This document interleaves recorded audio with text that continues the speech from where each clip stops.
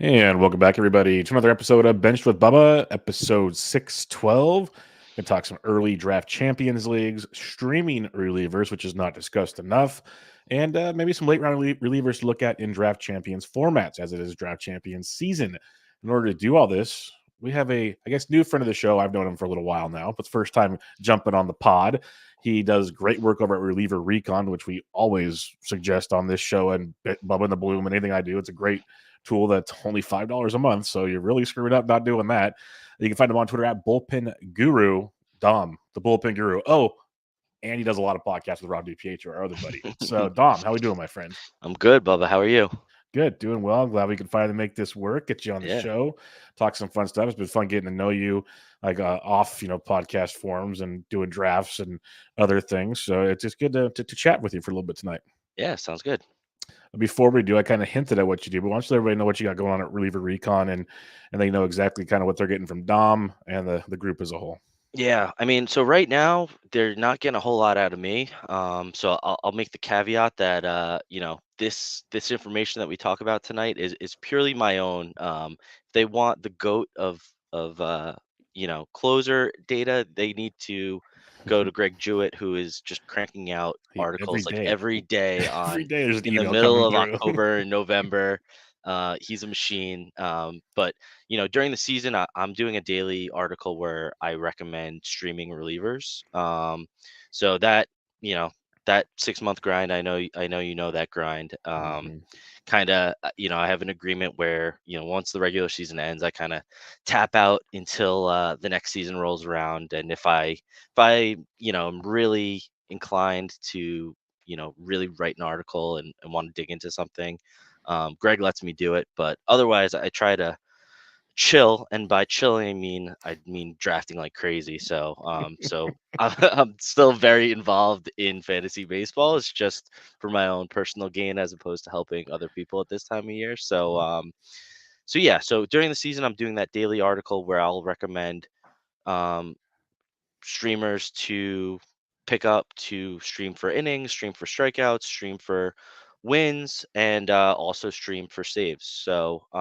And that comes out every morning. With the few exceptions where if a family issue arises, or I'm doing something where I'm just like I can't get to the article today. But I would say like 98% of the days you get something out of me.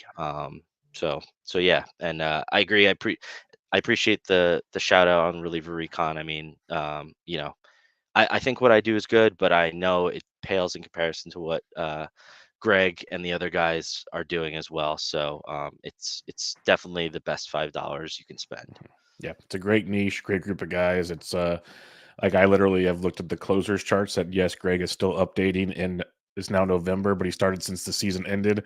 I look at him every day I'm doing a draft or something else, and he's still going like as guys get signed. And what you guys got going over there is pretty awesome. And Yeah. I think anybody that listens to the show probably knows that by now. But if they don't, like $5, people just don't drink one Starbucks a month or something. You'll be it's real simple. So I recommend checking it out. Let's have some fun though. You mentioned you're All right. drafting like crazy this year. I Yep. heard you on Rob's show. I think it was last week or the week before, even where you mentioned you've done 7 DCs. Now I didn't know if it changed. That's why I put it on the outline there if it changed or not. But Yeah. I thought I was I've done two a DC and a 50s now. I just kind of hop around here and there. What is what's kind of I guess we'll start with what's like your biggest takeaway from these early DCs. And we'll kind of go through a few other ones as well. Yeah. Yeah. I mean, so yeah, I've done seven, and I have probably two more still to go. So I'll do one next on this Friday, starting on Black Friday, with Mike the Mouth, Fast DC. Couldn't say no to that. And then I'll have one more as part of the Champions League qualifier that I'll do probably closer to the start of the year.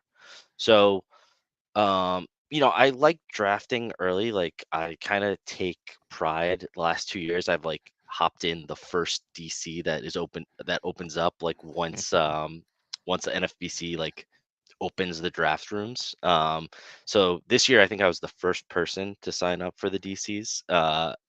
And in addition to the meatball draft, which Yeah. I was very appreciative of Rob for getting me in that one. So I like drafting early. I mean, I looked at my drafts last year, and of the 8 DCs I did, I won two of my first three leagues that I drafted, and um, those were drafted in like mid-November or earlier. So I kind of felt like maybe that's my edge is like I don't like football. I don't draft. I have one fantasy football league. I am 1-9 in it.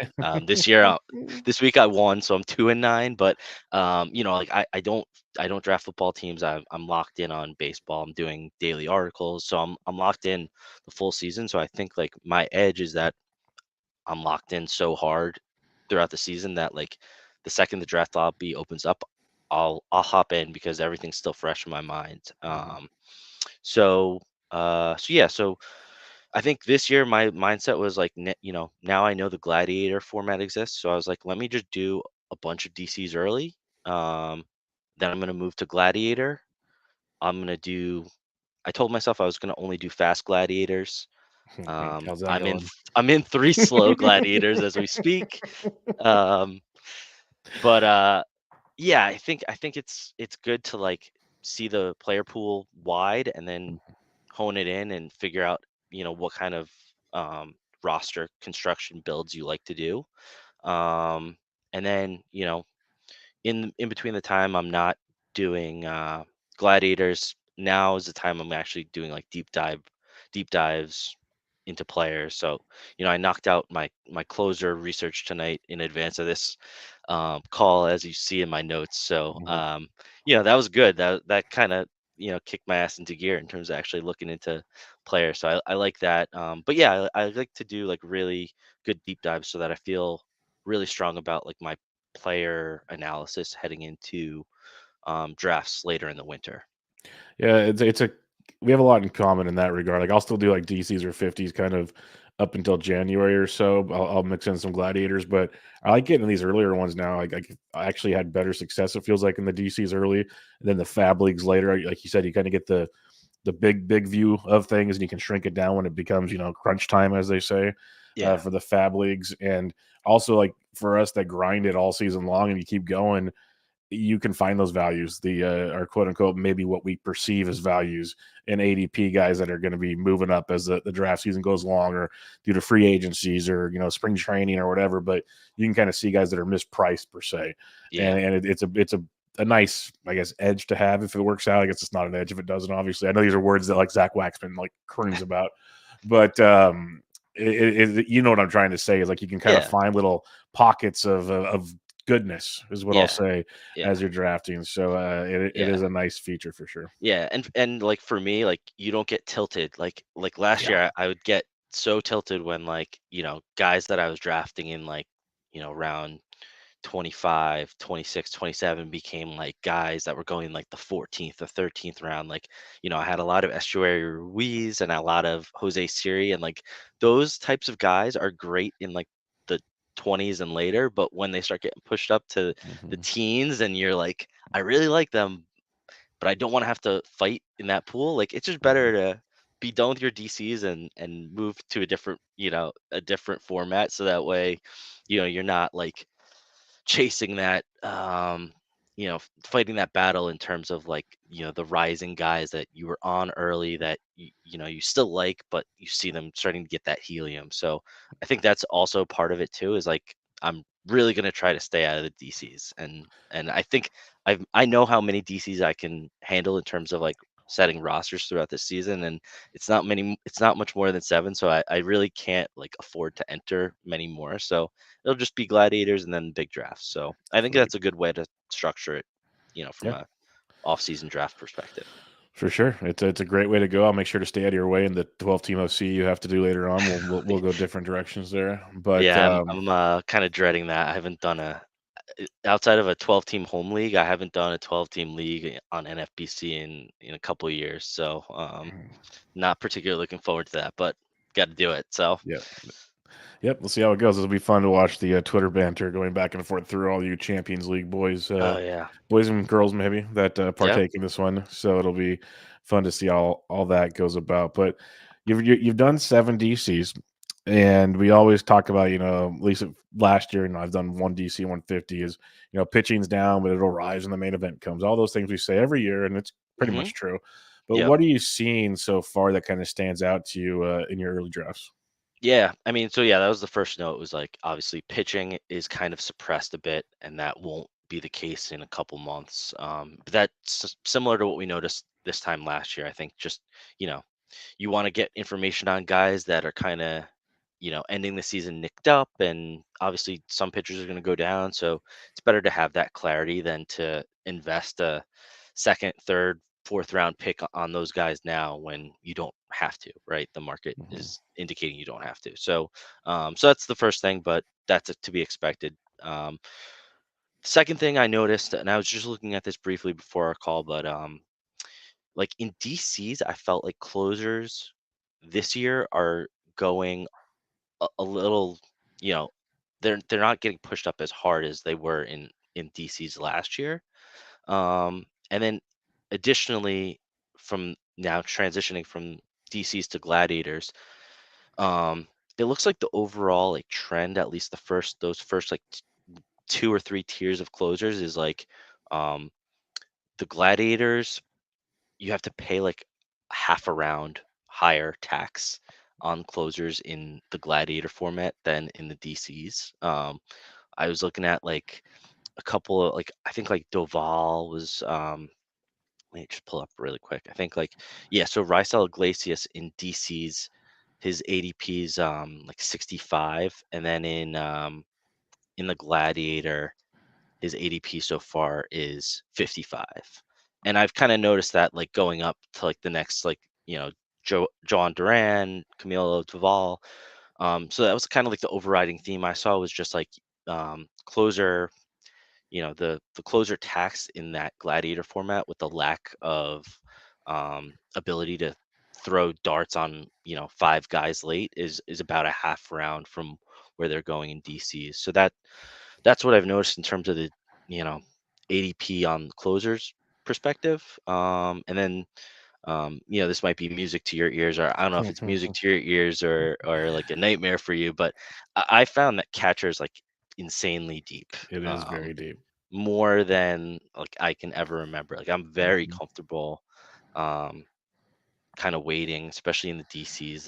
There's a bunch of late catchers that I'm going that I'm very cool waiting, but at the same time, like there are so many that it's kind of nice to like in Gladiators. I've kind of mixed it up, and I'm paying up for like JTR, Mhm. um, and like I've gotten a Will Smith share, so it's kind of nice to also just like pay up and get like those elite catchers as well because like Real Muto's falling to a level I've never really Yeah. seen. Like I've always missed the boat on Real Muto the last couple years because it's just been like I feel like a third, even second round price. But this year I'm getting him in like the fifth round just because there's so many catchers there, and I think he's a nice guy to get, especially if you are chasing speed because you're getting about 15 steals from your catcher, which is um, you know, it Big makes bonus. a 20 it makes like a 20 steal guy, a 35 steal guy when you're getting 20 steal or 15 steals from your catcher that you normally take a zero from that position in terms of steals. So, it's a nice way to build your roster. For sure. And it's a great point with the catchers is we kind of used to say, well, don't pay up for catchers. Well, because JTR used to go in like twos in the second or third round. And now like fifth, okay, now we're having a conversation. Like this is Yeah, interesting. Yeah, yeah, like you said, it shows the depth. It's nuts. I was telling Bloomfield last week, I in my 50, I got O'Hoppy and totally blanking now.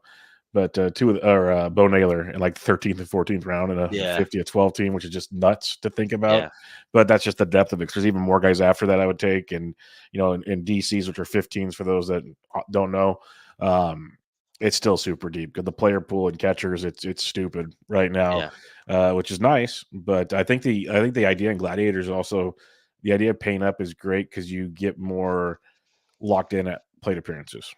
Which yeah, is big. Like, the catcher's pool is good, but obviously the deeper you go, you're getting more towards, like, 120 game, 100 to 120 games where still those elite guys, they might not be, like, lighting the world on fire, but JTR, Rushman, those guys, they're getting you Yeah. 600 plus plate appearances, which is tremendous in a Yeah. gladiator format. So Yeah.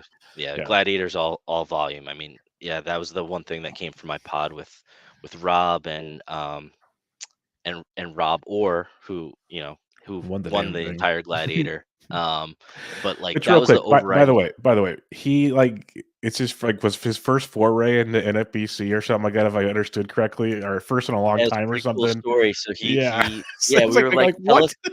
tell us your background on like, thinking like it's the normal story where it's like, yeah, I The played blame for in home yeah, leagues for so long and I cared more than a lot of other people, so I wanted to, play like with higher competition, higher stakes. He was just like, "Oh yeah, I just kind of like my friend told me about it, and I searched checked it out, and I figured I'd do it. I played fantasy baseball like 15 years ago, and I was so yeah. So he kind of just like got into it in I think like 2022, and yeah, he took down an overall. So not a that's bad pretty start to awesome. your NFBC career.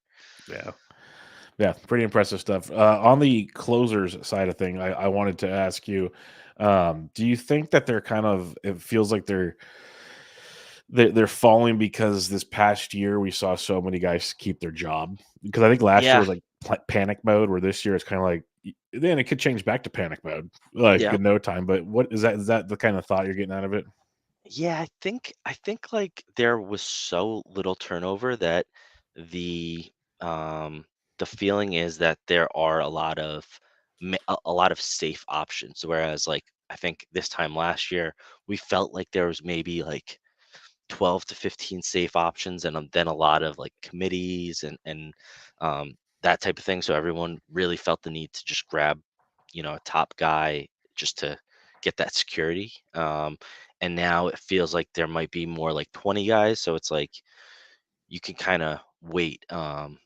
And also, I think like, last year, like I think Class A, Liam Hendricks, Josh Hader were all well, I guess Hendricks was 2 years ago, but like Hader and Clase and Diaz were like a tier above everyone else. And like the strikeouts kind of dipped for Clase. I think the uncertainty of where Hader is gonna go, and then the Diaz injury, it's kind of like brought them back to the rest of the pack. And it feels like there's more of just like a big group of closers that don't really no none really distinguish themselves more or less than the others. So it's more like everybody can kind of just wait until the run starts to grab a closer.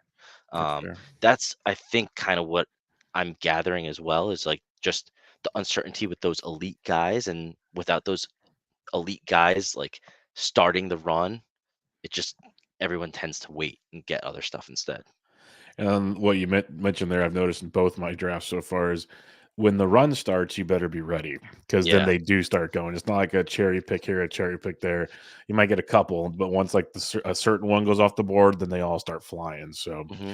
that is Yep. definitely a thing, and that'll kind of lead me into my next question: is where do you prefer to draft so far this draft season? Because I've been on the end on our 15, and that was miserable at times because you miss everything. And Hmm. it's good because you get Acuna. After that, you're just like, this is like, what are we doing? I was seventh in the 50s, which wasn't bad. I kind of like that middle round Yeah. area there. What are you liking so far? Um. So. The majority of my drafts have been like weirdly in like the 9 to 10 range, and I've like asked Derek, I'm like, "What's going on? Why am I always getting pick 9, pick 10 no matter what I do with my KDS?" I've gotten a couple of drafts where I'm on the Here, end, so real like quick, real quick. What did Derek say to you? I don't think he answered me. I just would have loved his smart aleck remark. That's all I want Yeah. to hear. Yeah. It's either you get a smart ass remark or you just get completely Yeah, ignored for asking a stupid ass yeah, question. So I yeah. think I got the ignore route. But Gotcha.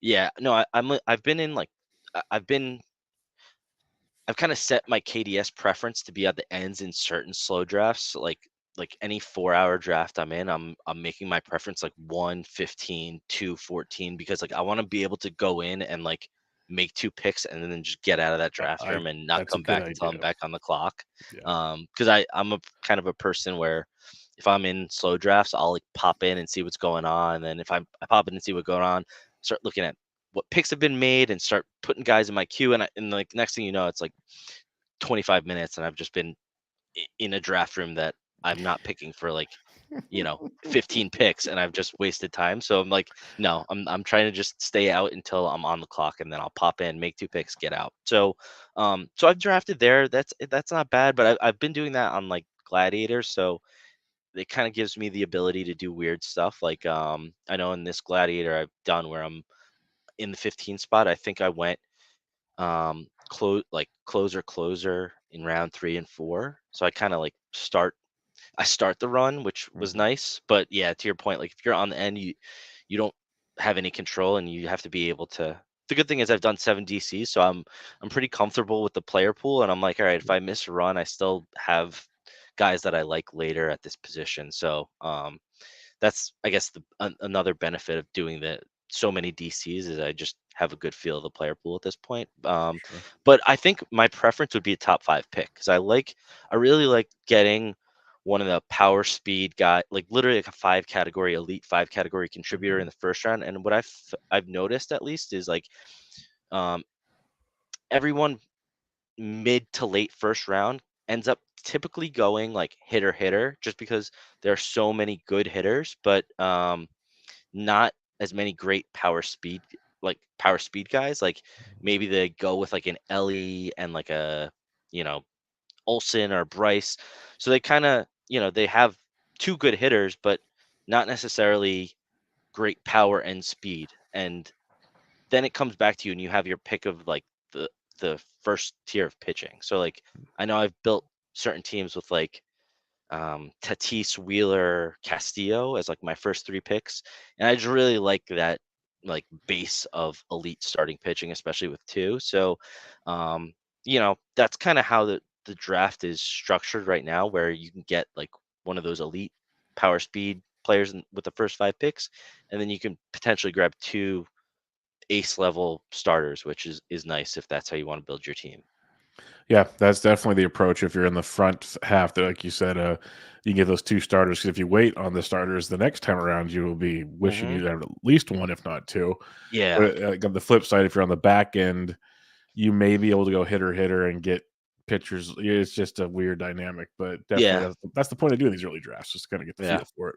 yeah, But yeah, I like that for sure. It's a the fun part right now is trying to decipher which pitchers are the ones deserving of those top picks outside of like Cole, basically, and yeah. Strider, and Strider, yeah, trying to figure it out from there because they all start to kind of look alike after a while. Then you have to really yeah, start planting your flag somewhere, which is part of the research we're doing. So yeah, tons yeah. of fun. Any other final thoughts on DCs? Otherwise, we're going relief pitching time. No, yeah, I think we're ready to get Okay. into the good stuff. Yeah, there'll be plenty of DC talk on my shows and Rob and Dom shows and other shows throughout the season because 'tis the season to be Yep. drafting. Let's talk about it the way we started the show talking about reliever recon. We talked about Dom does his daily streaming article. So I want to pick Dom's brain because I told him, you got SP streamer Michael Simeone, you have Nick Pollock, all these guys do their SP streaming articles. You got guys that do hitting streaming articles. You don't see a ton of relieving streamer articles, but in daily formats, that could be uber valuable. So what's like how do you go about, we'll start with the basics here. How do you go about looking for reliever streamers? Because before I just give you the floor, in Dom's articles, it's not just like, hey, here's a 7th inning guy. It's, hey, this closer's been used on back-to-back days. This guy might get a save today. It's little things like that that open your eyes to things. So what do you do to go about your streaming thing on a day-to-day? Yeah, yeah. So, I guess the first thing is, so like I said, I stream a couple of different things. So there are players that play in daily transaction points leagues where they might have a cap on starts for the year.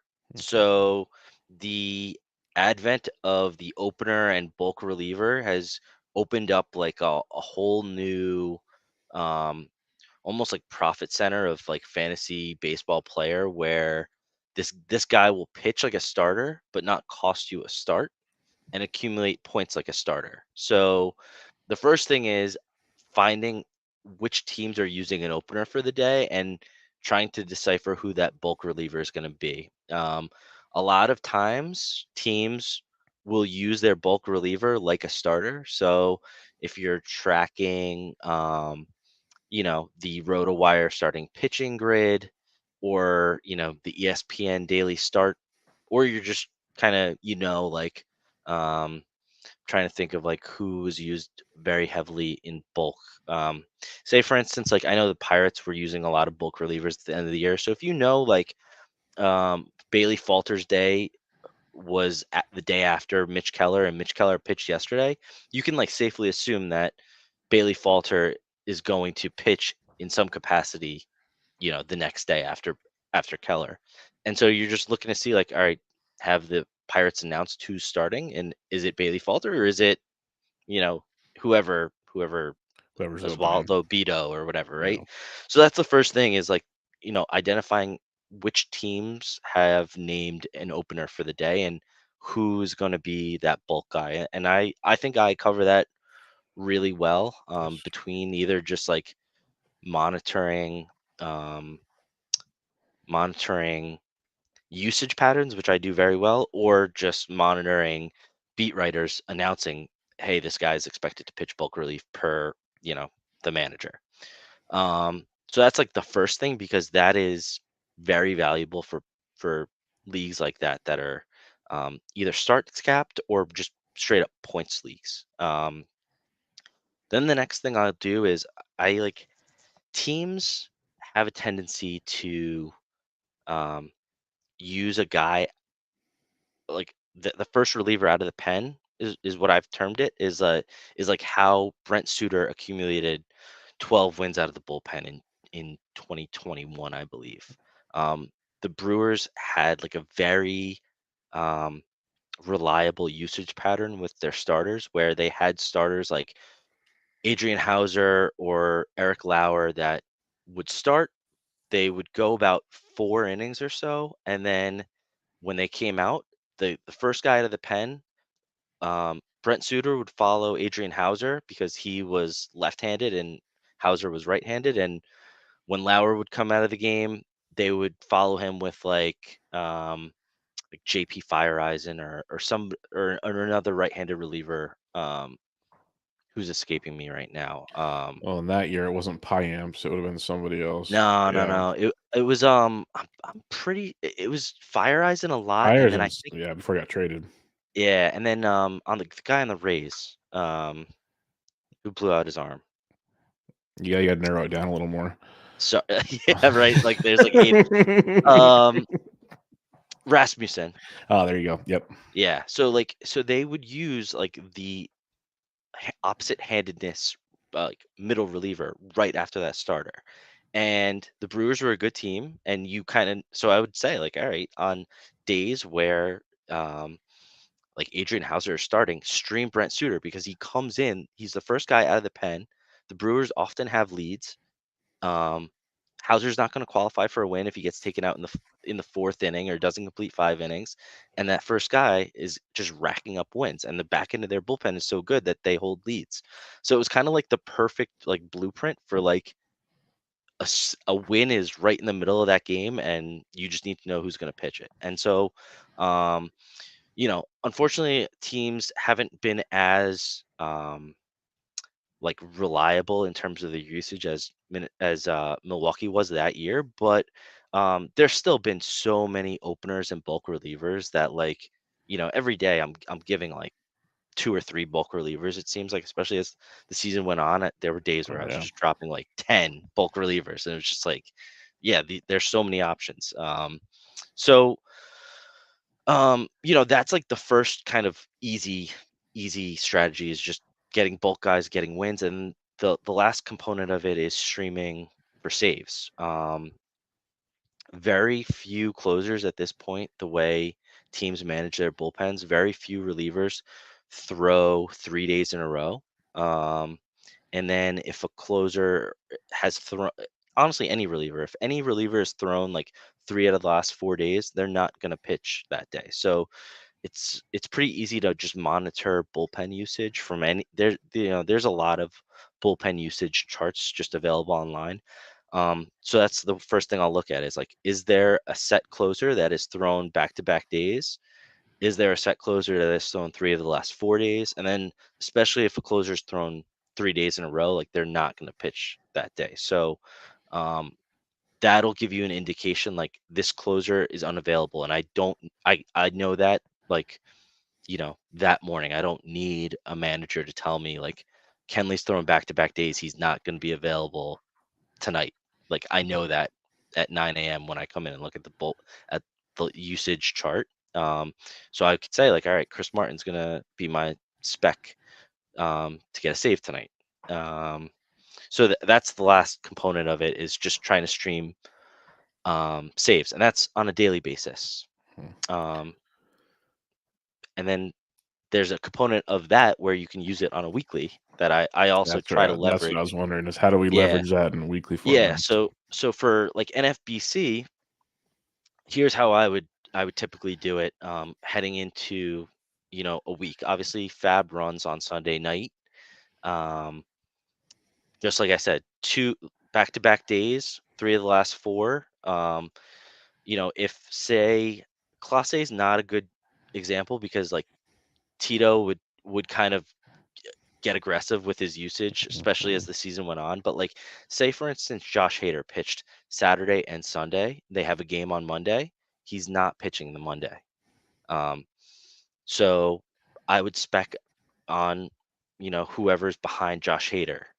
Last year, Robert Suarez or like Steven Wilson might have been the guy I would target. And then I would also look at their schedule for the week. So like if the Padres have a 7-game week, Hader's not going to be available Monday.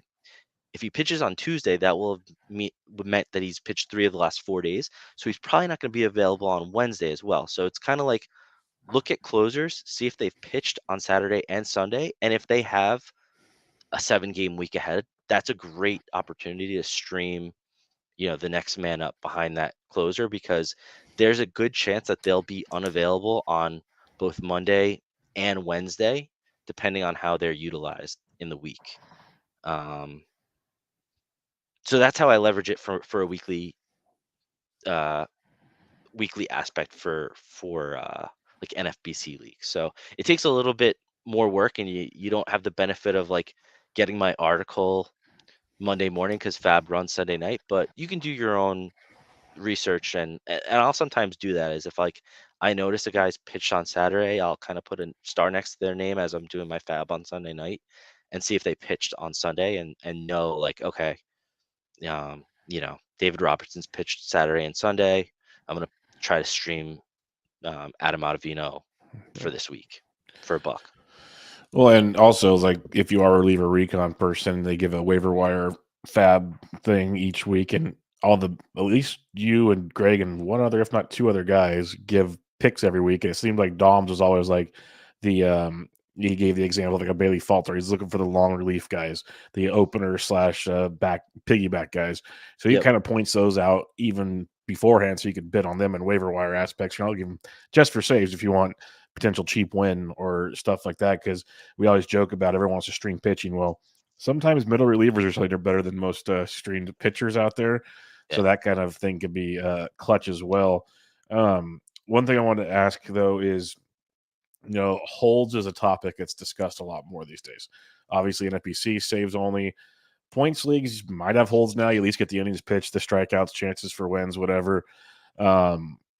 With holds being more important, have you focused on that at all on your work, or are you still focused more on the saves aspect of things?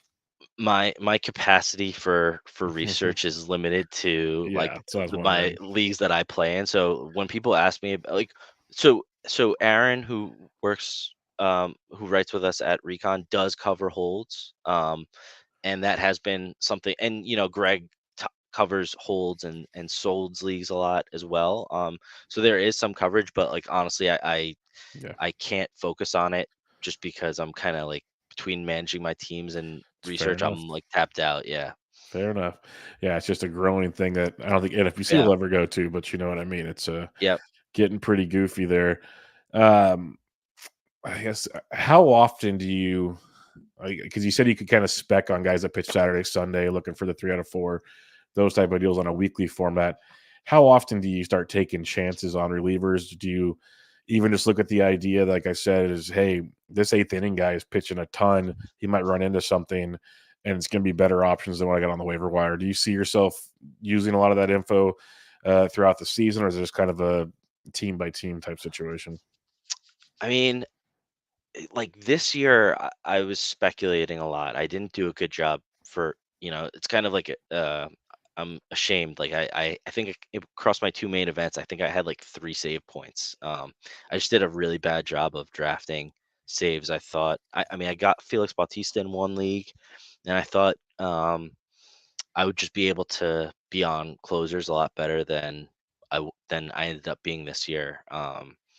So I found myself speculating a lot this year on um, different situations, and then I ended up kind of punting saves in one of my two main events this year. So when the opportunities finally opened up in September, I had already kind of made the decision, like I'm only going for volume, wins, and strikeouts, and I didn't want to kind of divert from that path. So, I try to speculate where, like, I found myself speculating a lot this year on Nick Anderson because I felt with the Reynaldo Lopez, or sorry, with the Raisel Iglesias injury at the beginning of the year with his shoulder, and like, I just always felt like he kind of would like whenever he started to like slip up and it looked like he was teetering and his volume was down. I was like, I'm gonna grab Nick Anderson because the Braves are so good. He's been pretty good, and I just felt like Raisel Iglesias was kind of banged up, and um, it just didn't materialize this year for me. And really for very few people did it materialize. So um, it's hard to say. I guess that trigger point for me is like when I notice like you know the closer kind of starting to slip up, and there's a guy behind him with elite skills. I'll try to get ahead of the game in terms of like Yeah, there we speculating go. before he actually gets that job. But it's tough, right? It's tough. You can do that. Like I did that with Justin Lawrence. I did that with Carlos Hernandez this year, and we all know how that Yeah. turned out. So I'll try, but it's challenging. Yeah, but I think that's another resource from these like the daily articles that Dom does, and obviously the closers chart that Greg has is you can try to get like a week or two ahead of those guys. You get them for a buck instead of at least when they fail, you lost $1 compared to what some of these other guys are doing, where it really stings when they're spending big time dollars on Yeah. picking up them because they're now in the closing roles via trade or just bad performance or something like that. So, Yep. any final thoughts on your streaming aspect of the game, or do you want to go team by team? No, let's go team by team. All right. So I told Dom, and he's like, I laughed because he kicked butt on this outline. He said it was good for him to kind of get everything down on paper.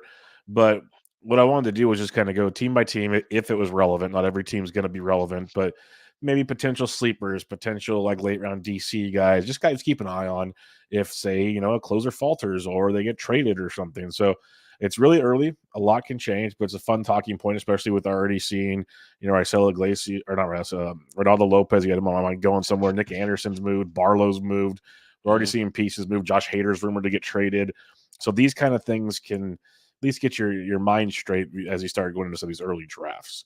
So we'll go American League first. It's going to be alphabetical order. So Baltimore Orioles, obviously, your first thing here is Bautista's out for the year. So what do you got for the Orioles front? Because there's a lot of interesting chatter if you follow Orioles beat writers these days. Yeah, yeah. So, obviously Bautista had an awesome year, but he's a non-factor for next year. So, Cano was a big surprise. He came out of the gates like real red hot. But those like big strikeout rates that he had early in the season kind of faded as the season went on, and kind of like everything that was going well for him, like heavy ground ball rate, that that started to dissipate as well. He's been around for a while between the Twins and now Orioles, so like he feels younger than he is. I think he's like 29, Mhm. so he's not like a young guy. And then this quote that came out a couple weeks ago from the GM, he basically said like, um, we really, and I put the quote in my notes, but we really want to get another back end reliever, and maybe that guy is the closer. Yeah. Um, so that is, you know, not the biggest vote of confidence for Cano. You would love that he would come out and be like, yeah, Cano's the guy while Bautista's out, but that wasn't the case. So and I put like Kim. I think Kimber would be like an interesting fit here because Definitely. he wants to close. Like he Mhm. wants the ball in the ninth inning. He wants saves. Like that. That's he's probably padding his Hall of Fame candidacy with every save that he gets. So I think that's like the utmost importance for him. Um, and that is probably a great fit given the park, given the team context, given the fact that they have Bautista coming back in a year and they only really need a 1 year stopgap. So like as great as like Hader and Bautista in the back of the back end of games would be, they I think it's the more likely scenario is like a 1 year stopgap. And there's plenty of veteran guys that have done the job that could fill that role. Kimbrel, David Robertson, guys like that that could probably just be a 1 year deal. I So like that Kimbrel call. That's good. yeah, yeah. So that's kind of my view in terms of like the Cano aspect and what they're going to do next year. From a DC target perspective, like I really like DL Hall, like the pitcher, the Mhm. skills that he shows. He obviously only pitched in relief in the majors last year. Um, he was very, you know, very good, 28% strikeout rate, 6% walk rate. Got into 0-2 on 30% of his counts. So, pretty elite stuff from him. Yeah, but I don't know if he's going to pitch in relief. Like he's a very talented arm. I think they might want to see if they can get him as a starter first before kind of fully residing to the fact that he's a reliever. So I've liked picking him up. I think he is a good kind of guy to target in DCs and take him whatever role he might get. That might be a closer. It might be a starter. It might be kind of a swing man. Tyler Wells is another guy where obviously he was starting last year. Seemed to like run out of gas. He when he came up with the Orioles, he was a reliever and was getting saves. So if they get enough starting pitching this offseason, maybe he's part of their bullpen mix as well. So I think he's another interesting DC target there, but a lot to be determined there for what should be a good team. Yeah, the Cano thing, I'm fully on board with you. When I saw those quotes, I was like, "What in the world?" Okay, that's not promising. But you mentioned Holland and Wells; those are two names that I keep seeing in drafts, and I'm like, "What role are we getting?" Because Wells was decent as a starter. Then he, like you said, ran out of gas. He hit his innings limit, like more than he's ever pitched. Went to the minors, came back though, and was filthy out of the bullpen. Hmm. So that was fun to see as well. So really, I'm with you. I'm curious to see how like we could see these guys easily back in bullpen guys or fourth, fifth starters. No one Yep. would be surprised in those two scenarios. Which where they're going in DC's, either one's probably not that big a deal. So Hmm. works out pretty well. Let's go to the Boston Red Sox. They have an ancient closer that I love because he's always later in drafts and he's the ratios aren't what they used to be, but the dude Yep. still racks up 25 to 30 saves on the regular. Like that's what Hmm. you're getting them for. So what do you got on the Boston Red Sox? Yeah, Kenley. I think it's his job until he gets hurt or gets traded. Like you said, his skills are eroding. He had the lowest strikeout rate of his career this year. Um, and that was kind of to be expected with how slow he works, and the clock change, and everything like that. But still, 29 saves, 3.63 ERA. He's going late. He's 35. I mean, he feels a lot older than he really is. But the one thing that I think is noteworthy is he's set to be a free agent after this year, and so um, I just you know if a team is out of it, you saw this with every reliever at the trade deadline this year on an expiring deal. If their team wasn't in the competing, they're going to get traded. So that's the one thing to consider with Kenley is he could be a trade candidate if Boston finds themselves out of it again.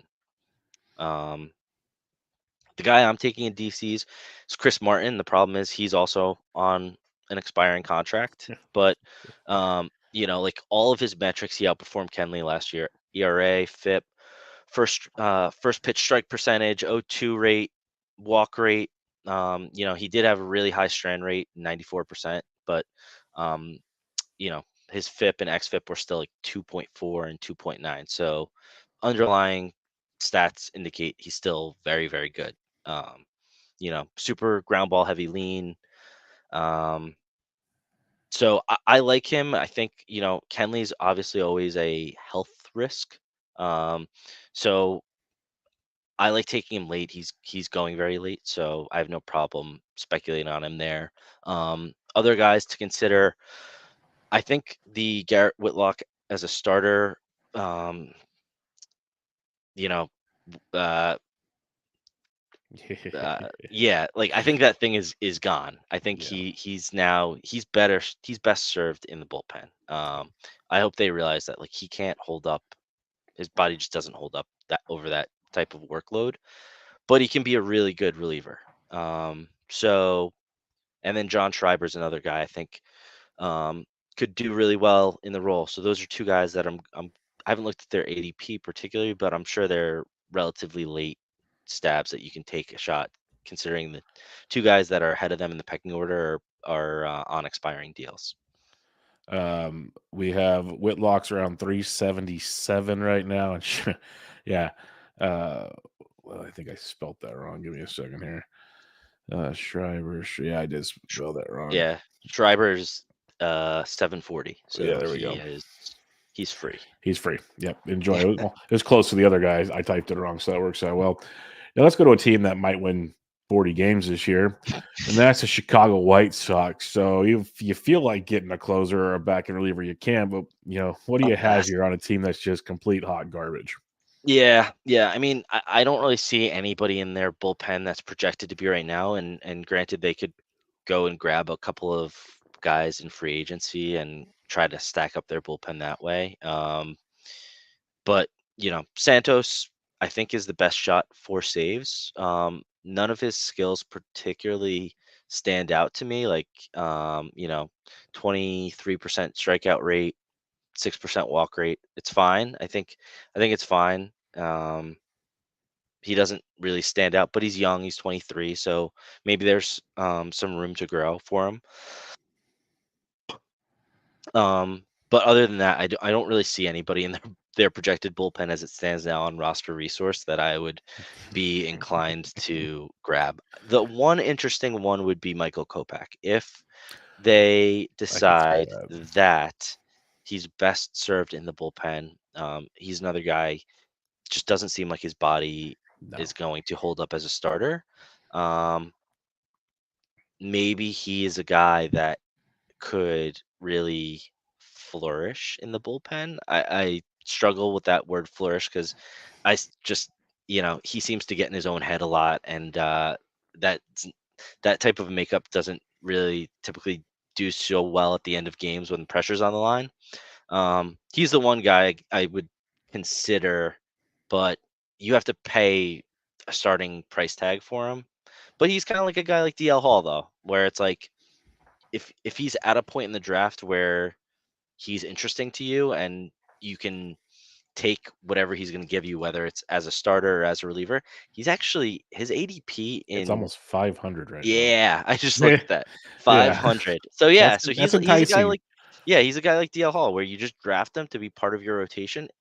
If he's starting and he has good matchups and it's a two-start week and he's doing well, you put him in. If he's in the bullpen and somehow, he's doing well, maybe he generates some saves for you. So that's not a bad one.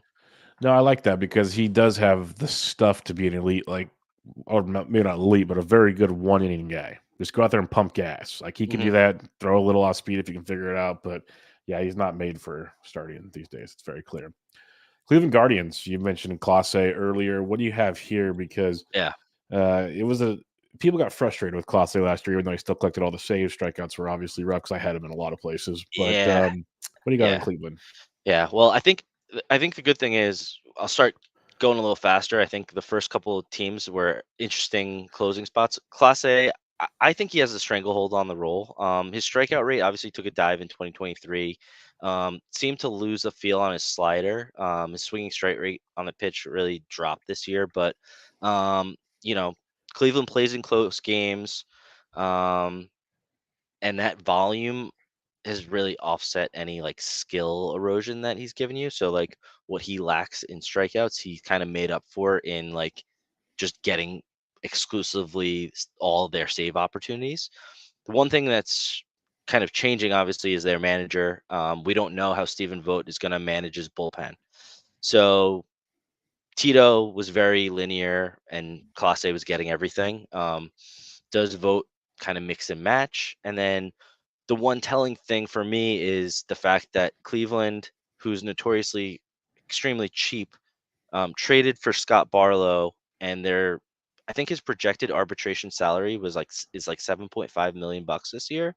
So the fact that they traded for this guy and are willing to pay 7.5 million bucks for him, um, tells me that he's likely to be the next guy up if anything were to happen to Class A.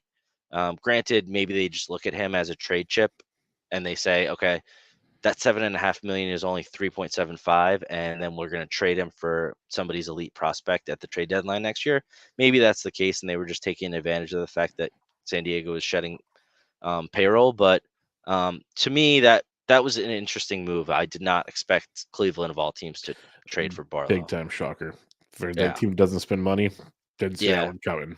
That's And interesting I mean, for they sure. have a good bullpen. Like they have Yeah. Trevor Stefan, they have Sam Hentges, they have I mean, I don't like Karinchak, but if you're still a believer, he's there.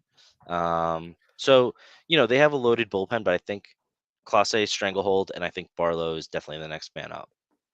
All right, let's go to the Detroit Tigers. We Alex Lang somehow kept the job pretty much most of the season, which people didn't expect.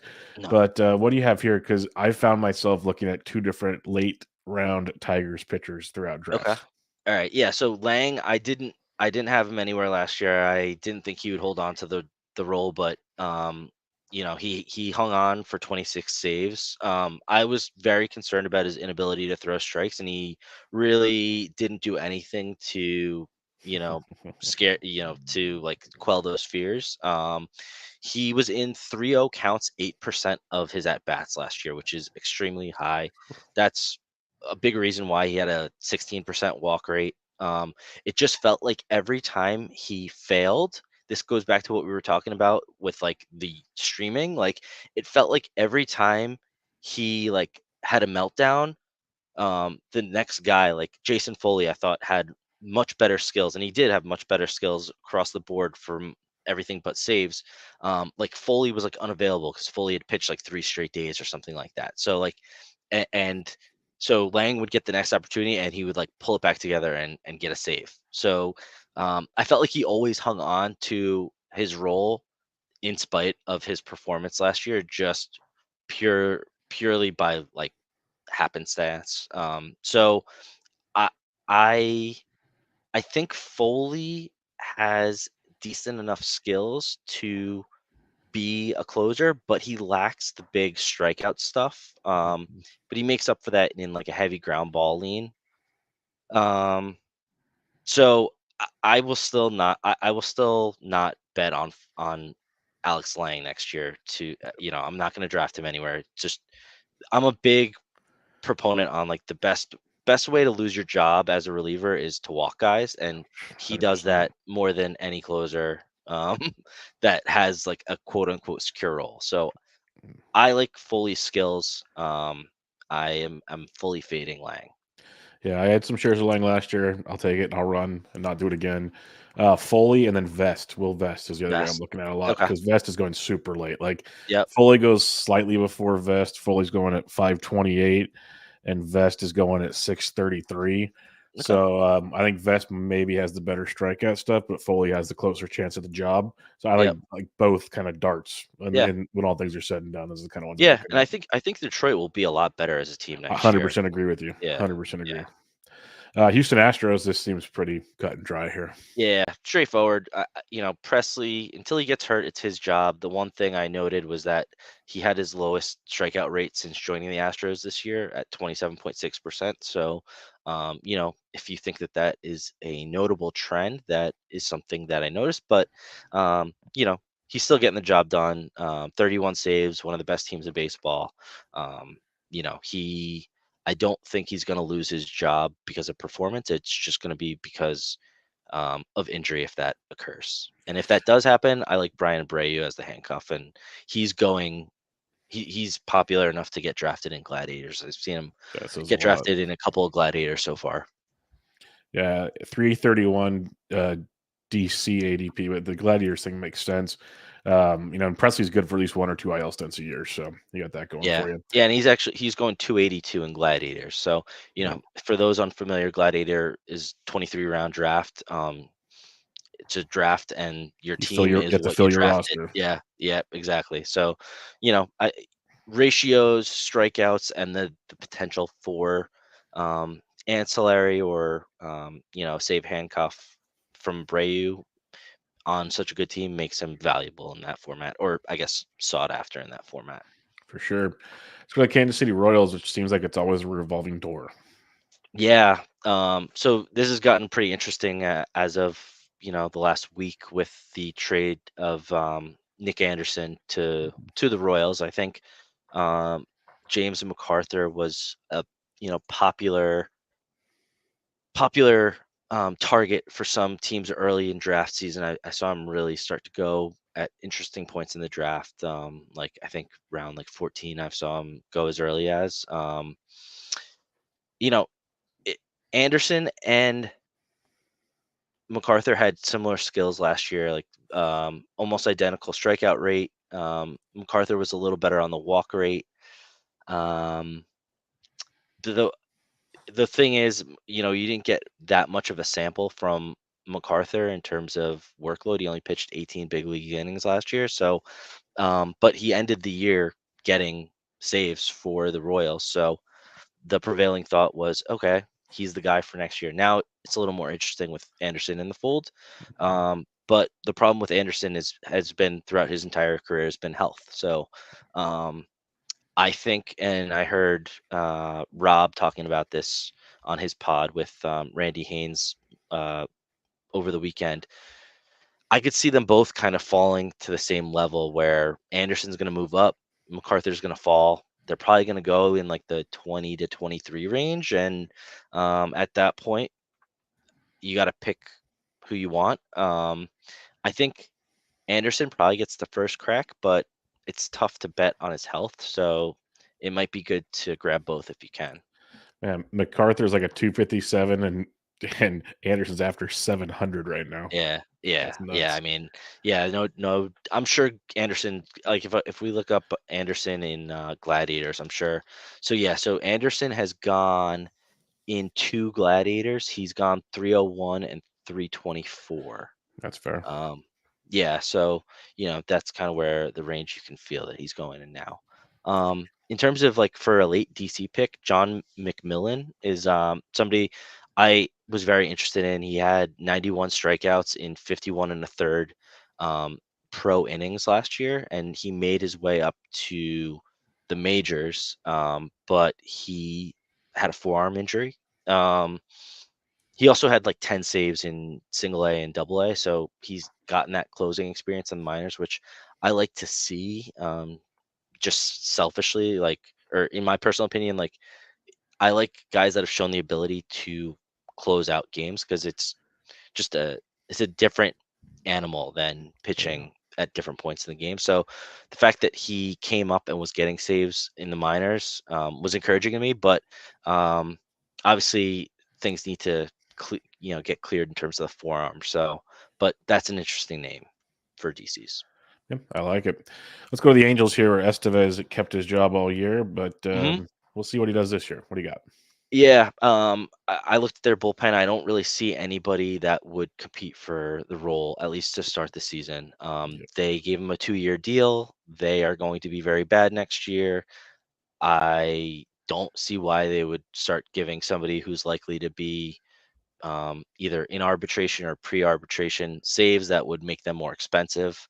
They will have Estevez close out games, and then he's on an expiring deal, so he could be a trade candidate if somebody seeks him at the trade deadline, because I think we all agree the Angels will not be a competitive team next year. So that is the one concern with Estevez is could only be you could only be paying for half a year of saves. I found myself getting him in Gladiators just because he's going so late, but um, researching for this pod kind of made me you know take a second and say, hey, am I taking him a little too early given the fact that I'm likely only paying for half a year of saves? I doubt he'll be a closer wherever he goes, but maybe he does. The one thing is that's interesting with him is he had a 344 BABIP last year in Anaheim, which I think the prevailing thought was him getting out of Coors will be good for his BABIP.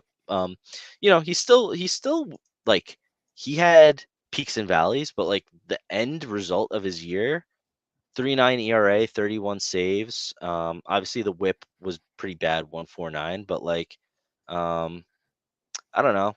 He was only in 3-0 counts 6% of the time. He was in 0-2 counts 36% of the time.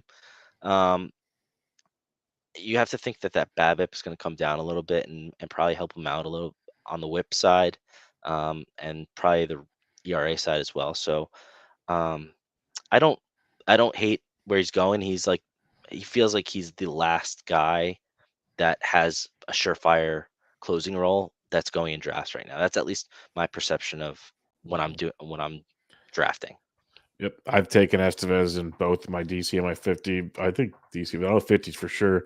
Because of, like you said, the price tag to a guy at least for the first half of the year is going to be locked in the saves. I'll take my chances on that one. I think there's Yeah. something there, but we'll see. Do you believe you did mention Joyce on the outline? Do you believe in Yeah. him? Because I can't buy No. in just yet. No.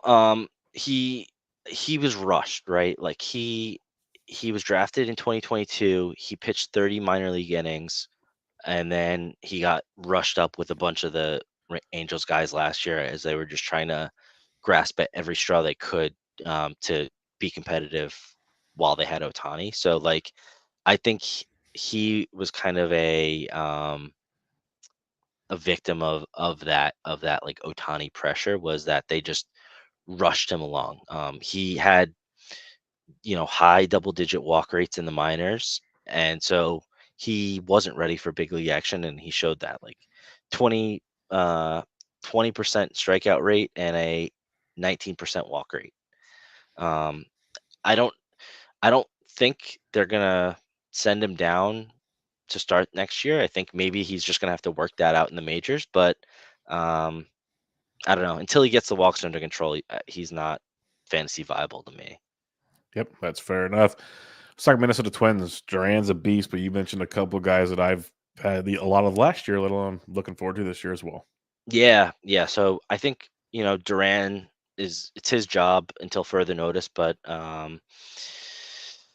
you can't. What's his name? Manager in Minnesota. Rocco Baldelli. Yeah, Rocco's gonna kind of drive you nuts from a fantasy perspective. Yep. And they have a loaded bullpen of guys that like throw gas, have awesome stuff. Jax is a ground ball machine. He can't get squared up at all. I think his ground ball rate is like 72% on his sinker. And you just can't do anything with that pitch. And then Brock Stewart, he was injured, but like he has some pretty crazy swing strike rates on his pitches. 26% swing strike rate on his fastball, 21% on his sweeper, 23% on his sinker, 15% on his cutter. Like that's crazy stuff. So I've grabbed Stewart late in a bunch of my DCs just because um, that those swinging strike rates are nasty, and even if he's not getting saves, he'll be useful at points in the season in DCs where I don't like my starting pitching matchups, or I have injuries, or whatever. So a guy like that with stuff like that is definitely DC viable. Yeah, I had Jacks everywhere last year in DCs, and Stewart fits them all. Stewart's going to 666 right now. Don't take that the wrong way. But yeah, those are just great late round guys that can just fill your roster up. And when you get injuries in pitching, they're nice to be able to plug in. That's for darn Yeah. sure. hmm New York Yankees. I agree with your sentiments on Clay Holmes. So what do you have here? Yeah. I just there's not a viable threat to his job. I mean, I know. I don't really roster him that much. I don't feel like, but I'm sure like the end result of his stats are better than the process of like having him on your team for a full season, because he loses control of his pitches at times, and he struggles, but then he pulls it back together. Another guy like Jack's, you know, super ground ball heavy. I think he's only given up. I think he only gave up 2 home runs last year. Like, it's very hard to square up. It's just um, when he loses the feel for his pitches, that's when he struggles. But he always seems to pull it back together. And really, like, there's no threats to him. Tommy Kahnle and Jonathan Loaisiga are like really the only two guys in the bullpen right now. Loaisiga's strikeouts have completely gone away. Like, I was actually surprised to see he's been in the major since 2018. Wow. He had a 30% strikeout rate in 2018. It's down to 8.7% last year. I just don't know Wow. where that's gone. Um, I don't think it should be that low based on like his swinging strike rates, but it's just gone down precipitously over the last couple of years. And he's dealt with injuries. He's kind of a smaller guy, so I don't know.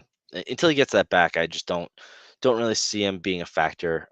Canley is a weird profile. He's like change up heavy. He throws his change up like 76% of the time. It's just very strange profile. Plus, he's been hurt so much, and just really like his skills don't don't stand out. They're very similar to Holmes, but with even a worse walk rate. So I think it's Holmes's role, despite the peaks and valleys that you have as having him on your roster.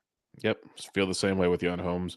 Oakland A's, the thing I would say is just don't draft an A's pitcher slash closer Yeah, reliever.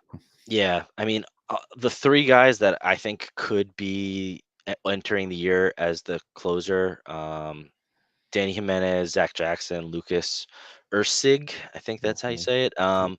All had double-digit walk rates last year. Like, they're so bad that it's just a terrible team context. I know Trevor May, towards the end of the year started racking up saves, but I don't know. I've taken Danny Jimenez late in a few DCs. He's lasted like into the 40s. I'm fine with him there, but I wouldn't target anybody in their bullpen for saves at all. If it's a Yep. fault, if it's filling up a roster and it's late, you can take the shot, but I'm not seeking any of them. Yeah. Don't force it. That's the one thing I'll say. Yeah. Like, I'd rather take chances on some guys in the Seattle Mariners bullpen after hmm Andres Munoz, and this is a Yep. this is a fun bullpen. I took three of the guys you mentioned after Munoz here. I took two of the three in my last draft. So, what do you like in here? Yeah. So Munoz, I obviously he's dealt with a bunch of injuries in his career, including last year. I think he had like a foot injury and like some other kind of, so I kind of obviously it was a step back from what he showed in 2022. But he was still pretty good, and obviously they cleared the pathway for him to get the main save share with Seawald gone. So I kind of just, imagine like a totem pole, and I think like Seawald was at the top of that, and Munoz was a high leverage guy. I just think like Munoz is going to go to that Seawald role next year. Brash is going to continue or kind of step into that Munoz like highest leverage guy role. So that's just how I envision it. Munoz is on the team friendly deal, so um, him getting saves isn't going to change anything salary wise, which is even more of a reason for him to just get the exclusive, save ops. Um, Brash might occasionally get a save if Munoz is used, you know, for a 3-4-5 lineup pocket in the eighth inning. But I imagine that Munoz will have the majority of this team's saves. Brash actually outperformed Munoz last year, though. Higher Yep. strikeout rate, lower walk rate, and he did that over 78 appearances, which made him very valuable, and even in fab leagues, despite not really having a handle on the save role, like 107 strikeouts in 70 innings.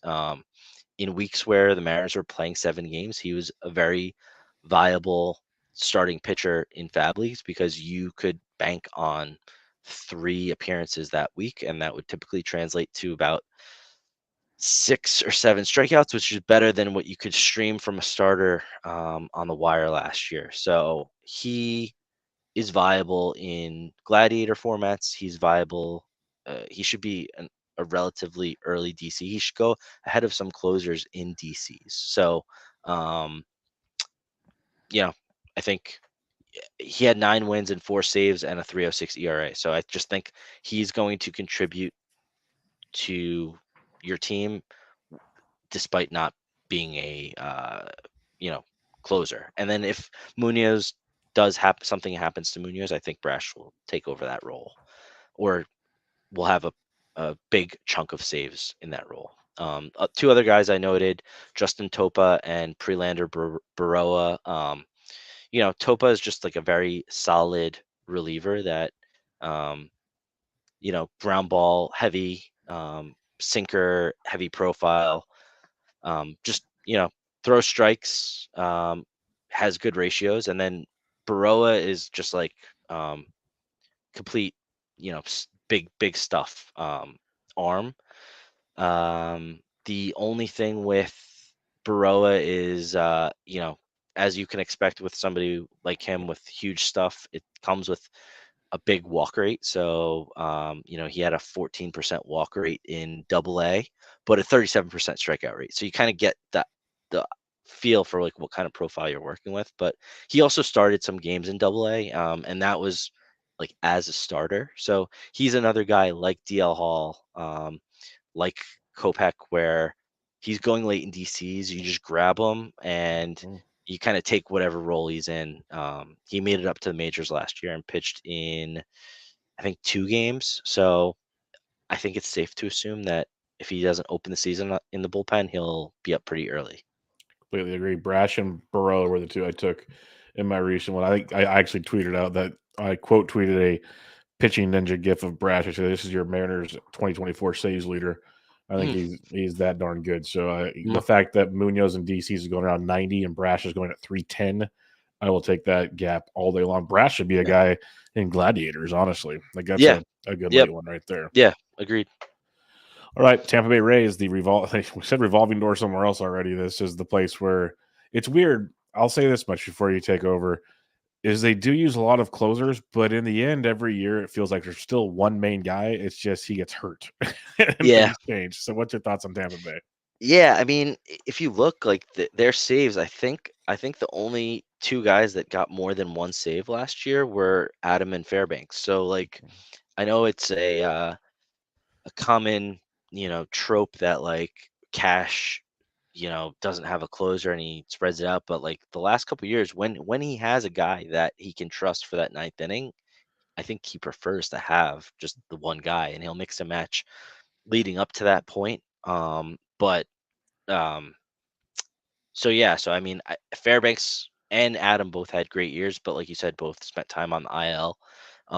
Anyone can pop in this bullpen, so it's really hard to say. Like, I think Colin Poche is going to, have the best year of his career. They pick up guys, Robert Stevenson. They pick up guys off the street and turn them into 30% strikeout rate relievers. So they know what they're doing. I guess the one guy I would speculate on in their bullpen, if you're either you have Fairbanks and or Adam and you just want more guys in that bullpen in case they get hurt, I would say Andrew Kittredge is the one guy I would consider, just because he's done it before. He came back late in the season, pitched 14 games. Um, you know, all the skills look pretty good. He was in 0-2 counts 42% of his at bats, was in 3-0 counts only 2% of the time. first pitch strike was 70%. You know, he doesn't have the upside that Fairbanks and Adam have with like their with their strikeout stuff compared to his, but I think he can be a reliable reliever for them at the back end of games. For sure. So the 2023 World Series champion Rangers, who somehow Jose Leclerc ended the season as a closer there. Yeah, yeah. So I mean, I told everybody that like as the playoffs went on, I was like, oh, Hader's definitely gonna sign it for Texas next year. Because I didn't think that Texas would win the whole thing, but I was like, they made good steps and Hader's a free agent and he just they need bullpen help. But they pulled it together when it mattered, right? Leclerc, his velo, you know, improved as the season went on. I guess that he started the season with the neck injury, and I guess as he was feeling better, that velo started coming back. Sliders is sick. His slider is elite. So the interesting thing with him is another guy. I can't believe that he signed a 6-year extension um, after his Man, first year, and he's now in the last year of that contract. So, which is crazy. crazy. I was like, how is that possible? But so he's in the last year of his contract. So if the Rangers don't replicate their performance, he could be a guy that you see on the move. Um, Josh Spores obviously, excelled in the playoffs as well. He had very similar metrics to Leclerc last year, just in terms of like strikeout rate. He had a better walk rate, um, similar FIP. Um, Obviously, his ERA looks a lot worse on the regular season, but you saw how he performed in the playoffs. So, he's somebody that is interesting. Another, elite slider um, guy. Um, I still think Hader would be like a really good fit for them, but I think they might be less inclined to pay the Hater price tag, given the fact that they just won the World Series. Like, what? Why do they? Why would they need to do that? Um, so that might not come to fruition anymore. But um, I don't know. I guess just given his contract situation, um, I'm a little hesitant to say like, yes, I'm very confident he's going to be the closer for the whole year. Um, but I don't think you have to pay that price tag right now. I think he's going in like the 15th round or so. So maybe other people have that hesitation as well with Leclerc. Yeah, 220 ADP. It's not bad. Yeah. And then in terms of the late DC guy there, Grant Anderson is a guy. He had 30% strikeout rates throughout the minors. He had a 38.3% strikeout rate in AAA before he got promoted to the majors. He has really good fastball, 18% swinging strike rate on it in the majors, but it's not high velo. It's only like 93 miles an hour, but he had that throughout the minors as well. So it's not like a fluke thing. He's got a really good fastball. Um, it's just a matter of throwing it more for strikes. But I'm sure he's going insanely late where Not even drafted yet. yeah, so he's a guy that, given, like I said, given the Leclerc situation, if they don't sign anybody, I could see him kind of working his way up into potential saves um, later in the season if the Rangers don't, replicate last year's performance. All right, let's wrap up the American League and head to the Toronto Blue Jays, who have one man in charge. Yeah, Romano, and it's a lot like Presley. I think it's his job until he gets hurt. He's on a good team, always seems to get the job done, but you kind of always in the back of your head feel like, is he about to get hurt? 2022 he had his like weird elbow injury, and then last year at the All-Star break he had his back injury. So I think Eric Swanson and Yimi Garcia are both like competent handcuffs with um, similar like underlying metrics. I think I prefer Swanson, but I think both are decent late stabs if you miss the boat on saves or you just want to back Romano up. Yep, I like that quite a bit, especially the Swanson call there. Been a fan of his for a while. Let's head to the National League, where you have the nationally champion Arizona Diamondbacks. Yeah, so I look at it like this: like the D-backs went through so much turmoil trying to find a closer last year in the first half of the season. They gave up Dom Canzone and Ryan Bliss to get Seawald from the Mariners. So those are pretty, I would say, like valuable pieces for an organizational standpoint. So the fact that they gave up that much to get him, I think they're going to sign him to an extension because he is also another guy in an expiring contract. But I, you know, he's a guy that went over to, I believe he went over to Korea. He came back to the Mets, then I guess he got released and then got signed by the Mariners. So, I'm sure he's looking for a big contract and some security, and um, I see no reason why the D-backs wouldn't give that to him. So I imagine that deal gets done this offseason, but if they don't, you have to just consider that, like, are the D-backs going to trade him at the deadline again? And if so, you know, Kevin Ginkel was really good in the playoffs. So he's somebody I've seen getting drafted in Gladiators. I've seen him getting pretty high in DCs. Um, I don't necessarily. I think I would need to see more out of Ginkel um, before I really feel like he is a threat to Seawald's role and is a threat to really get saves. But so yeah, long-winded way of saying I think Seawald is very safe. Yeah, the way Seawald and his family fit in Arizona, you saw that tracked all over Twitter and Instagram that I could see him wanting to settle down there too. So Yeah, there might be a nice little agreement in place there. The Atlanta Braves, Iglesias, he gets hurt a lot, but he's been good. And then they added Reynaldo Lopez, who reports came out so they might stretch him out to be a long, yeah. so weird stuff there. So how do you approach this Brave situation? Yeah, so he's an example going back to what we were talking about, just streaming. Like if they're gonna stretch him out and use like an opener ahead of him or something like that, he could be an interesting guy because obviously the Braves are gonna be a 100-win team, and so if he's pitching multi innings behind an opener, he immediately becomes one of my main targets in those leagues where I have start caps or points leagues or whatever. But yeah, I mean Iglesias started the year on the IL with the injury, like I said. I think he's secure in the role. He's signed for the next 2 years. Um, they've accumulated a lot of competition behind him if, that shoulder injury pops back up.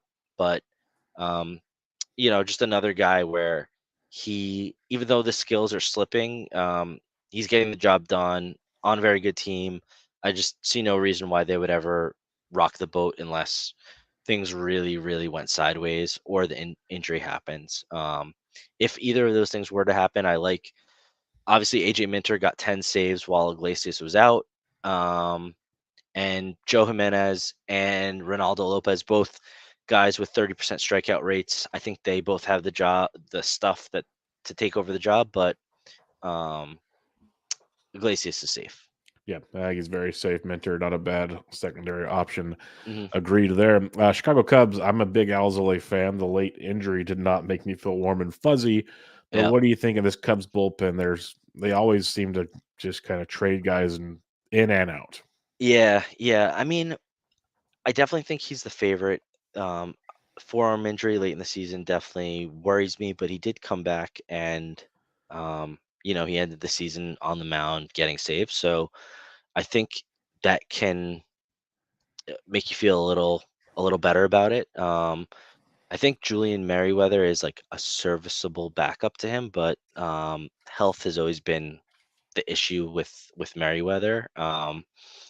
So and the thing about Alzolay is like um, he like embraced what the Cubs asked him to do, where like he was a starter, they wanted him to go to the bullpen, and he just like embraced that. And I think like them giving him the job was kind of like their way of like acknowledging the fact that he like bought into what they asked him to do, and the fact that he did well makes me think like they're going to keep him in that role. Now, the one thing that is a little concerning, I would say, is they're talking about like really spending this offseason, and there are a bunch of um, closers on the market. So, if they really go balls to the wall and say like we're going to spend money and improve this team, and part of that is improving our bullpen greatly, which was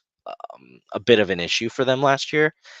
Maybe that means they're bringing in a more experienced closer that kind of takes the job away from Alzolay. But until that happens, I'm comfortable drafting Alzolay as if he's the closer on an improving team. Well, that makes me feel much better. Cincinnati Reds, Alexis Diaz. I was completely wrong on him last season, outside of the fact he still walks a bunch of people. Yeah, But I did not see 37 saves coming. So, what's your thoughts on this Reds bullpen? yeah. I mean, I don't think you're alone in that thought. Like, they their bullpen usage was maddening. They refused to commit to a single closer for years, and but some of these guys are finally coming around to doing that, right? Like Brandon Hyde and David Bell both were notorious like bullpen by committee guys, and then until somebody shows that they have the skills to just take the job and run with it, then they finally let them have it. So like, obviously handed the job outright, produced 37 saves. Like you said, 12.6% walk rate is less than ideal, especially in that park. But he only gave up 4 home runs last year. So um, if you're not giving up homers, the walk rate doesn't hurt you that bad, especially if you're striking out 30% of your batters. I think he's not his brother, but he's good. And there's not a ton of competition there. Like nobody's nobody's knocking on the door behind him. So you know, he's very safe.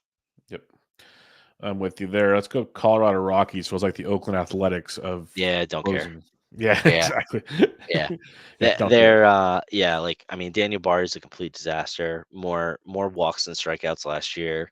Um, it's really between Justin Lawrence and Tyler Kinley, but neither guy like stands out to me, and so I would just Yeah. avoid. Yep, I'm with you. Now the Dodgers, this is a good one because parts of the year they just kept going back and forth with dudes. Felt like Phillips got it towards the end of the season, but there are options in that bullpen. Yeah, yeah. I think they're another team that obviously is talking about spending a lot of money, improving, if they go after Otani, if they get Trout, trading for pitching, Corbin Burns. With all these, targets, I think that's good for like if you're trying to speculate on their bullpen. I think they're shopping in those other big ponds is gonna leave them not really investing in their bullpen, and they shouldn't. Like they have young, cheap, controllable pitchers that are very good. So Phillips, he doesn't have the huge strikeout numbers that you'd like from like a dominant closer, but he throws strikes. He has good ratios, and he's on the Dodgers, which are one of the best teams in baseball. So I think it'll be very similar to last year, where he's going to have 75% of their saves. The one thing to note that I found interesting was he had a really, really low BABIP, which is something that I feel like most Dodgers pitchers have. Like he had a Yeah. 219 BABIP, but he's had a BABIP in that range for like 3 years. So it must just be part of his profile where he does not allow a lot of hard contact, which is good since he lacks a lot of strikeouts. So if he keeps his ratios that way, you don't really care how you get there. The one thing is Graterol, like his numbers were like just as good, if not better than Phillips. He gets a lot more ground balls. So he has even less strikeout stuff than Phillips, but like he had a better FIP, lower walk rate, was in 0-2 counts more often, had a higher first pitch strike rate, allowed less home runs, and had a 1.2 ERA, which kind of blew my mind. I didn't realize that Gradall had such a good ERA. And Gradall is only 24 years old, which is also crazy because he feels like he's been in the majors for like 7 Forever. years. Yeah. Yeah. So if anything happens to Phillips, I think it's definitely Gratterall's job. So um, I he's a guy like I don't think I have any of yet in DCs, but he's going at 452, so I think he's a great spec.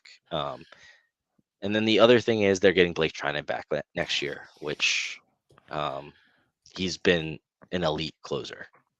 So Yeah, they're pretty set in their bullpen. yeah, they're good to go. Graterol and Jax. I had like so many DCs last year just for that back end love. So hopefully that continues on. The fact Graterol's 24 is depressing as a Giants fan. So didn't Yeah. want to hear that. Yeah. Uh, Well, that just means he'll be a free agent soon. So true, and true. in prime years. So Yeah, the Giants can maybe sign him. The Miami Marlins. This is a fun one because Tanner Scott was apparently the most added player on winning OC teams last year. I So believe it. yeah. Yeah. I So mean, what are your thoughts there? when you think about how little turnover there was in the closer position when you get somebody with as many strikeouts as he had and getting saves, it makes sense. So f- I'll admit I have taken him a few times in drafts because he's one of those guys I think um, where you can take advantage of market inefficiencies. I was getting him after the 12th round. I've been in Gladiators where he's going in the 6th round, and I am fully out on him at that price and I put in the notes here like a couple reasons. So he's had a huge walk problem in his career, and last year was the first time that he's um, kind of avoided that walk issue, and he cut his walk rate in half from 2022 to 2023. I need to see that hold a little longer before I'm willing to invest in that type of price for him. The second thing is he's going to be a free agent after next year, and who Miami just hired to manage their org is Peter Bendix from Tampa, who maximizes value on relievers when they have, when they pop like this and have career years. Like if you think about when the Rays traded Diego Castillo, when they traded Jose Alvarado, when they traded just, I feel like they traded like Alex Colomé while he was getting saves. Yeah, Like you're right. They he did. they do not let relievers like get to free agency. They trade them during arbitration and they get, At their peak. yeah, at their peak and just before Mhm. they get expensive. Yep. The last thing is if you want to say, oh, they have he's an elite lefty. Like they have another elite lefty. They actually have like two if you consider AJ Puck to be an elite lefty. Um, Andrew Nardi, like if you look at all of Yep. his underlying metrics, they were like Filthy. very comparable to Tanner Scott, and that guy's only 24. Yep. So like they can, you know, they they can trade Scott, get valuable prospects for him after a career year to somebody, and not really miss a beat in terms of like the structure of their bullpen because they still have Puck and Nardi who are two. Puck he definitely struggled, but like he also had points in the year where he was doing really well. So if they can kind of smooth that all out, like all of his underlying metrics are all still really really good. Um, to me. So I think they can afford to trade him. So when and then you don't know where he's going to go. If he's going to get saves, if the walks are going to pop back up. There's just a lot of questions that I can't pay that 6th round price tag. I Yep. can't even pay a top 10 round price tag right now until I know exactly what his role is going to be. Yeah, I'd rather do the Nardi thing. I dug in deep on him on my last draft, and I was very impressed with what I saw there. So Yeah, yeah. that was good stuff. Um, And then Milwaukee. Oh, sorry. and then just the last thing is they're also getting Anthony Bender back next Yeah, year. he's got So history as well. yeah, And he's coming from the right side. and righty, exactly. Yep, Yeah, so you get the mix and match there. So that yep, could be very interesting. The Milwaukee Brewers. yeah. I love Devin Williams. Could get Mhm. traded though, so we'll see. Yeah. Yeah, I mean, it seems like they're gonna be tearing everything down, right? So, like, Yep. if they do, Williams has 2 years left, you're gonna get, uh, a huge haul for him. Yep. So, if they go the route of tearing it down, I don't see why they would, um, pay Williams or, extend him. I think they would just include him as part of that teardown, especially given the fact that they have Abner Uribe, who seems to be like the closer in waiting, just given his stuff. He just looks like kind of like an Emmanuel Clase like clone, honestly. So I envision that we'll see him closing, if not this year, in the next couple of years. So um, that, but again, Williams I think is safe. Anywhere he gets traded, I think he's going to close out games. So Okay. yeah, All right, let's go to your team, yep, the New Mets. York Mets. And based on what you wrote here, I can definitely tell it's your team. Yeah, yeah, Edwin Diaz comeback season. In There's nobody in else. end of blurb on the Mets. Yeah, yeah, yeah. I think he's my first reliever for next year, and yeah, I'm expecting yeah, any reliever that can get you saves on a good team and get push 100 strikeouts is very valuable in all formats. That's what I expect Diaz to do once he's back next year. Yeah, that was one of the fun parts of that early draft to do, especially the first 7 rounds. We don't have any ADP, have Oh nothing. yeah, Most of us forgot about Edwin Diaz, and all of a sudden, like, oh, I I was was I like, was so yeah, mad. Well, remember yep. what happened? So like somebody said Diaz, and they were like, Which "Which one?" Diaz? And I was like, Yep. "Oh, damn it!" And then like Yeah, Edwin went the next pick. I was like, "Damn yeah, it!" I that was is yeah. good. He's my target that round, but kind of wanted to wait a bit and see where he fell before. I was hoping to kind of pull the card of like the oh shit card where it's like Edwin Diaz. Oh, I totally Yeah, forgot about him, but somebody beat me to it. So it was coming. yep, I think he's my reliever one this year because it wasn't an arm injury, so I'm bouncing back on yeah, that train. yep, yep, Philadelphia Phillies. Your first sentence says it all. This team is loaded in the bullpen. yeah, yeah. It's and then as a Met fan, I have to deal with like the Phillies and the Braves just completely loading up their bullpen with like six 30% strikeout guys, and the Mets have Edwin Diaz and like Brooks Raley and a bunch of I don't know popcorn vendors.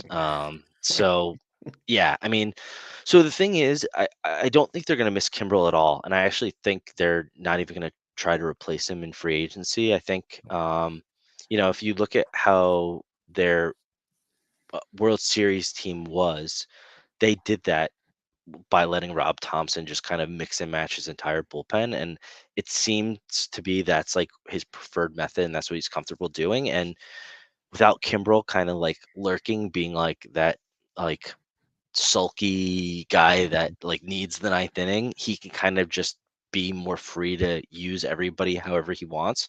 And right now they have like a really nice balance where they have Sir Anthony Dominguez, uh, Jeff Hoffman, and then Orion Kerkering as righties, all great strikeout pitchers. At least they were last year. And then on the left side they have Alvarado, Soto, and Strom. So I just think like that collection of six guys, he's just going to mix and match based on what side of the plate the batters are coming up to. And I think I prefer Alvarado, but I think all are viable in DC formats. I th- I'm really interested in Kerkering. Like if he is nasty. He throws like Mhm. 98-mile-an-hour sinkers. He has insane movement on his pitches. I I think he can definitely jump over Dominguez and Hoffman and be like the highest leverage righty reliever in that bullpen, and that could translate to a high percentage of their saves. So like I said, as a Mets fan, I'm just very jealous of this bullpen. I think it's sick. Yeah, it's loaded, and that's why they don't need a ton of pitching, even though they brought Nola back. So they're gonna be striving for goods again. Pittsburgh Pirates. Every year we talk about they're a bad team, but Bednar still gets 25 to 30 saves. So what do you Yep. got here? Yeah. I mean, it's Bednar. It's only Bednar. Holderman, I think, is a decent late DC play just because Bednar has had back injuries kind of recur for a couple of years now, and he's kind of a bigger guy, so back injuries with the weight that he carries and stuff like that might not go away very easily. So, but other than that, I don't really see anybody in their bullpen that I'm particularly enthused about. You already talked about the Josh Hader leaving town situation. So what do you got on the San Diego Padres, which is pretty wide open? It feels like. Yeah, I mean, so Robert Suarez has the contract, so I think like the prevailing thought is that he is gonna be the guy. But the trade with the Guardians that they made with Scott Barlow, I think like is interesting to me. Because if you squint and look at their metrics, even if you don't squint, Enyel De Los Santos is who they got from Cleveland for Barlow. He had very similar metrics to Suarez. He had a better strikeout rate, the same walk rate, better ERA and FIP, and the ERA and FIP were both better by a run in De Los Santos' favor. Same first pitch strike percentage, and then a similar O2 rate. So like it's a pretty similar profile, and you know he just walked in the door. The other thing about Suarez is, yes, he did sign an extension, a 5-year extension, but he has an opt out after this year. And if he's performing well, maybe the Padres say, all right, this guy's going to opt out, and we're going to lose him because closers are getting X and he's making 9 million, and he might say, hey, I can go get 15 million a year for 4 years on the market, so I'm opting out. So he could be a trade candidate mid season. He could be a trade candidate now. I mean, we just saw them trade a $7.5 million Barlow on an expiring deal, and they're doing interesting things already in early in the offseason, because the De Los Santos deal, and then a late DC guy that I like, Jeremiah Estrada, is who he was released by the Cubs. Um, he has an elite fastball, extremely high spin, dominated the minors from throughout, you know, coming up from 2021, 2022, made his way to the majors at the end of 2022, I believe. If not, maybe he made his debut last year in the majors. I have to check that, but he he walks. He really struggled with walks last year, both in the majors and in the minors, and he ended up getting let go by the Cubs, which is kind of telling, given we talked about their lack of depth in their bullpen. The fact that they just like gave up on him was like pretty shocking to me, but Padres grabbing him right away. I don't know. I could see them getting him straightened out and him making his way into their major league bullpen. So he's a guy to keep an eye on. He's a guy I've grabbed a couple times in DCs in the 40s, and I'm assuming he was a helium guy in drafts last year. I could see him going again. Getting some helium in DCs. especially in that Padres bullpen that's not that great right now. So, yeah, Suarez, I like the De Los Santos call. He's been a guy on my radar in DC's last couple of years. So, like the stuff there. Go to my team, the Giants, and I'm with you. It's one man show. Yeah, Doval. Yep. I like Taylor Rogers, but Doval's going to be the guy. Yep. Taylor Rogers is a real life pitcher, not a fantasy pitcher. St. Louis Cardinals. Now this gets interesting because I wasn't a Helsley guy last year, but he came back and finished well. I still think there's other relievers there, but we'll see what Yeah. happens. So, what's your thoughts Yeah. on Cardinals? Yeah, I was not on Helsley last year either, but he came back really strong in September. He had a 0.77 ERA, 44% strikeout rate. He had 7 saves after he returned in September. Finished really strong, and you know, I know I noted two guys, Giovanni Gallegos and Jojo Romero. Gallegos was fine despite all the concerns about how he would do with the pitch clock and how slow he works. But they just don't seem to trust him with the ninth inning exclusively. Romero is just as good as Gallegos, and he seemed to be trusted more in the ninth inning. So if Helsley does have another injury, you could see him in the ninth again. I was very skeptical just because he, for his career, didn't really have like a closer profile, but he got the job done, and his underlying metrics were all pretty solid. So um, he would be the guy. I've grabbed him late in a couple DCs as well. But you know, Helsley looked so good when he came back that, and he's going, at a fair cost, I would say, in drafts I've seen so far. So he's interesting, but obviously the health is a little bit of an issue. Yep, no doubt about it, but definitely options in St. Louis. Last but not least, the Washington Nationals. I like how you just say Finnegan versus Harvey, and I agree with everything you're saying here because I'm a Team Harvey guy, but Finnegan scares me to have the role. So what do you got here? Yeah. I mean, I think it's like Finnegan has the trust factor of the team, and Davey Martinez is pretty loyal manager in terms of how he manages bullpen. And there was a report that they're committed to Finnegan as the established closer. But obviously last year, like across the board, Harvey performed better. Higher strikeout rate, lower walk rate, better ERA, FIP, WHIP, 0.2%, 3.0%. But he has a really checkered track record from a health perspective. Including like he had like I had Harvey in my big leagues, and like he had I think like an elbow and a shoulder injury simultaneously when he was, and so like that is a concern, a very legitimate concern. Both of them have 2 years remaining on their contracts, so maybe one of them gets traded in the offseason, makes the decision pretty easy for us. I I think you have to take the Nats at their word right now, and that they're committed to Finnegan. But that being said, it makes sense to take Harvey and DC's as a spec play, given that he outperformed them across the board last year. No, I'm with you there. You mentioned a late round DC target too, if you want to bring him up. Yeah, But so Zach Brixey, it's one of the hardest names to spell. His I've never nickname is seen that one, so I'll give you credit on this one.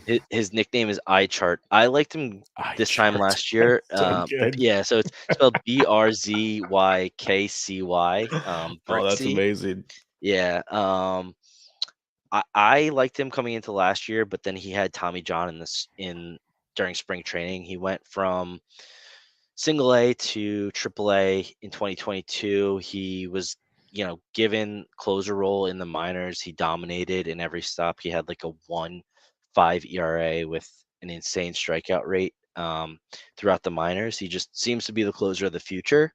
I'm sure he'll be back pitching at some point this year, but he is coming off Tommy John, so like it might be he might not be back until the middle of the year, and so we'll see when he makes his way to the majors. But I would expect it to be, if not in 2024, certainly in 2025.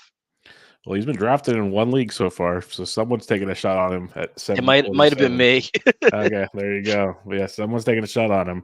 He's on as many teams as Tommy Canely is. So there you Yeah. go. All right. But I love it. And that'll wrap up 30 teams. Dom came with the thunder on that one. Before we head on out of here, any final thoughts on like relief pitching situations right now, the DCs in general, anything we talked about tonight? No, I don't think so. I mean, I think like I kind of say this on a bunch of pods. Like I tend to I use the term like take your medicine when it comes to drafting closers. I like to just get a top guy or two and not have to worry about it and not have to speculate on it. And I think this practice almost like showed me like there are a number of viable spec plays late across the board, and it's tough to hit them if you wait. So it's almost better to just grab at least one elite guy, and then if you want to speculate late, you can. But I like to at least grab one big guy. But no, other than that, just see everybody that's listening in the draft room. Yep, it'll be Dom will be around. Yeah, Yeah. that's for darn sure. But again, everybody, if for some reason you're not following him, he's on Twitter at Bullpen Guru, over at Reliever Recon, doing great stuff over there. And then also on the podcast, the Dead Pull-Hitter podcast with Rob DiPietro, doing the Fab recaps weekly and then off and on throughout the off season. I've heard him on there a few times. So Dom, appreciate you joining me, man. It was great to catch up with you. Yeah, thanks, Bubba. Everybody, this is Bench with Bubba, episode 612, DCs, Relievers, and more with Dom, the Bullpen Guru. Catch y'all next time.